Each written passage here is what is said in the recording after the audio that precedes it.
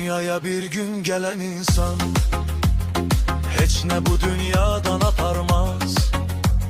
Sen ya nöker ol ya da ol xan, mən də o da sen de kumarbaz. Vaxt olur en ağrılı yerden, dost tərəfindən vurulursan, elde zayıf kart ile herden oynamağa mecbur olursan. Hayat efsus ki kumar kimidir, yeni risk etmeyen udmaz. Bu zaman herkesin hakimidir, öten an bir de gayıtmaz. Hayat efsus ki kumar kimidir, kime 10 hal kime 3 tuz.